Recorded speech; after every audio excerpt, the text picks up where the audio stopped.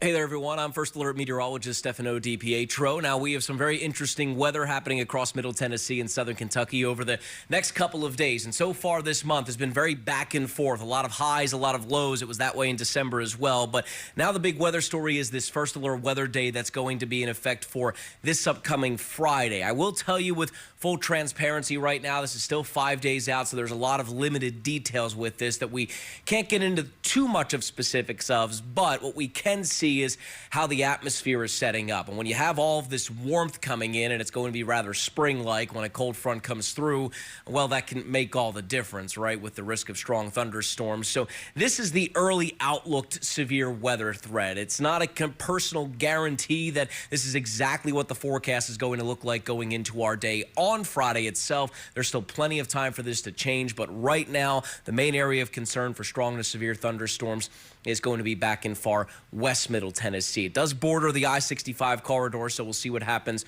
over the coming days. But this is for areas like Hopkinsville, Clarksville, Paris down through Waverly, Columbia, Linden, Lawrenceburg, Savannah, and Jackson, just to name a few of those locations. Right now, I would say this is an overall low-end severe weather threat, but of course, it's still something we want to watch very closely for you right here on WSMV4. So here's the bigger view kind of everything and how this is all going to set up. We have a storm system that's locked off to our north and west through the day on Thursday. Not to say we won't sneak in a couple of rain showers at that time, but it does look like most of us should be able to get through our Thursday pretty much dry. Just a couple of spotty showers later in the day and then a few more going into the overnight.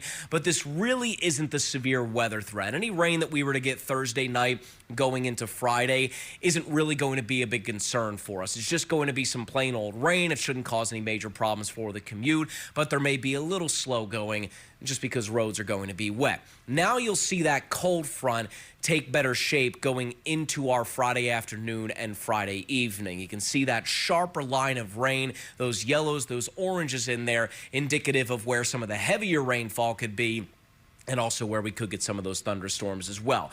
So this is why there's still some uncertainty with the forecast. It all depends on where the front develops, when it moves through, and what time it ends up moving through as well. If this front holds off until very late in the day and into the overnight hours after the sun sets, it can actually diminish the severe weather threat overall. However, if it comes through right in the middle of our afternoon into the early evening, that tends to be when the atmosphere has the most moisture, it has the most energy, so that would be more of a severe weather threat in favor for us across Middle Tennessee and Southern Kentucky. That line of rain should taper off by the weekend, but that still is the next big change we're tracking for you.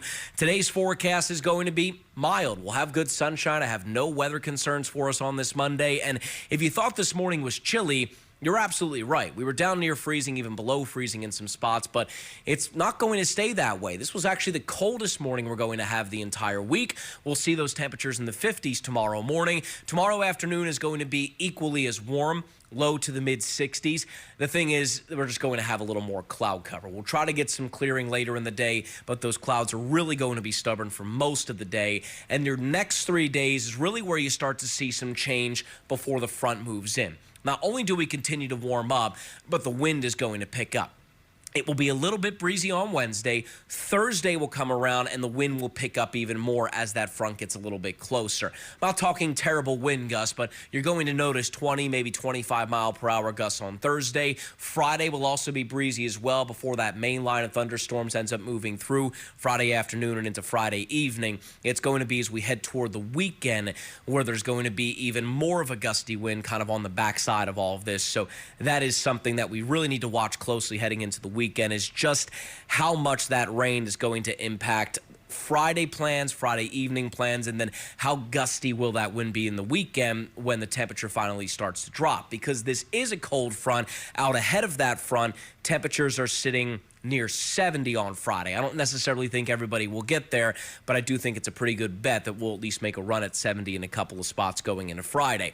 Take a look at your First Alert 7-day. You can actually see right when that cold front gets ready to move through, there's your warm-up all the way through the rest of the week, and there's those overnight lows I was talking about as well, which are going to stay above average for this time of year. I mean, relatively speaking, the mornings are going to be very nice and mild for us as we work our way into Friday. We obviously have that first alert weather day. I'm going to show you one more time here what that overall severe threat looks like. And remember, this is an early outlook, so we are going to see change between now and Friday. I can pretty much guarantee you that, but it still gives us a picture of what we need to watch. And this is the point of these first alert weather days. It's to give you that early heads up that, hey, there is some impactful weather coming our way. It could very well cause some problems to your day, even just your day-to-day activities. So that's why we issue these first alert weather days. But we're looking west of I-65. It's areas like Hopkinsville, Clarksville, down through Paris, Waverly, Linden, as far east as Columbia, down through Lawrenceburg. Right now, it does not include downtown Nashville, but that is something we'll continue to monitor for you. Back to your first alert 7-day. We are in the 50s on Saturday. Because the timing of the front is still a little uncertain, I'm keeping some rain in there on Saturday morning.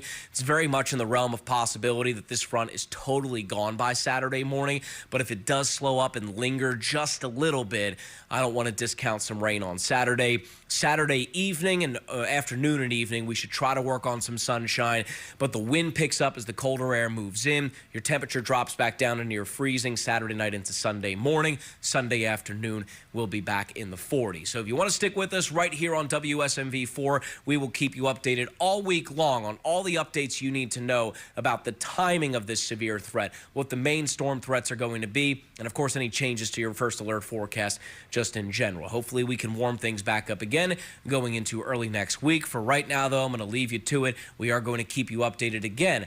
Midday, you can tune in 11 and noon, and then, of course, 3, 4, 5, 6, and 10 o'clock, and we'll be right here on streaming as well the next couple of days. Have a good one, everybody.